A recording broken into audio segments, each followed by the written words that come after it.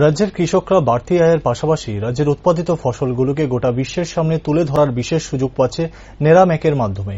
জৈব খুচরা কাউন্টারের উদ্বোধন করে বললেন কৃষিমন্ত্রী রতনলাল নাথ। 2011 সালের পর থেকে নেরামেকের কর্মকাণ্ড প্রায় স্থগিত হয়ে পড়ে।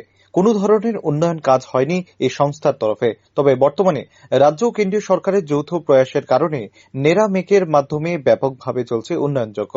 আজকের বিভিন্ন ফল প্রসেসিং এর মাধ্যমে বহির্রাজ্যে প্রেরণকরণের বিশেষ উদ্যোগ নিয়েছে নেরামেক, যার অঙ্গ হিসাবে 19 আগস্ট ত্রিপুরা থেকে একটি প্রতিনিধি দল বিভিন্ন রাজ্য পরিক্রমা করবে এই নেরামেকের বিভিন্ন প্রোডাক্টের ডেভেলপমেন্ট নিয়ে। শুক্রবার হার্টি ডিরেক্টরেট কমপ্লেক্সে নেরামেকের কার্যালয়ে জৈব খুচরা কাউন্টারের আনুষ্ঠানিক উদ্বোধন করেন কৃষিমন্ত্রী রতনলাল নাথ। এখানে বক্তব্য রাখতে গিয়ে নেরামেকের কর্মসূচি সম্পর্কে বিস্তারিত জানান তিনি।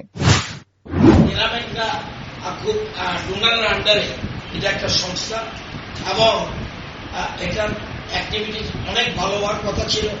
2011 পর থেকে টোটালি বন্ধ হয়ে যায় পাইনাপেল এবং ক্যাশোনাট, এটা প্রসেসিং সেন্টার ছিল। এখন পুরো দমে যেমন বন্ধ হয়েছিল, কিন্তু আমাদের এই গভর্নমেন্ট এবং সেন্ট্রাল গভর্নমেন্ট গুণা সবাই মিলে আমরা চেষ্টা করছি নেরামেকে দান করানোর জন্য, এবং নেরামেক এখন খুব দ্রুত গতিতে এগোচ্ছে। এবং শুধু পাইনাপেল নয়, এবং সেখানে আমরা ক্যাশোনাট এবং আরো অন্যান্য আইটেমের জন্য, যেটা আপনারা জানেন, আগামী 19 তারিখ আগামীকাল আমাদের রাজ্য থেকে বেশ কয়েকটা গাড়ি যাবে। আমাদের এটা কি বেবিকর্ন আমাদের রাজ্য থেকে যাবে। আমার যাওয়ার কথা ছিল, যেহেতু নির্বাচন, সেই জন্য আমি যেতে পারবো না। আমাদের অন্যান্য মন্ত্রীরা থাকবে সেখানে। ওই রাজ্যের উদ্দেশ্যে আমাদের প্রসেসিং করে বেবিকর্ন বানাচ্ছি না, বেবিকর্নটা ওখানে ফ্যাক্টরি করা হয়েছে।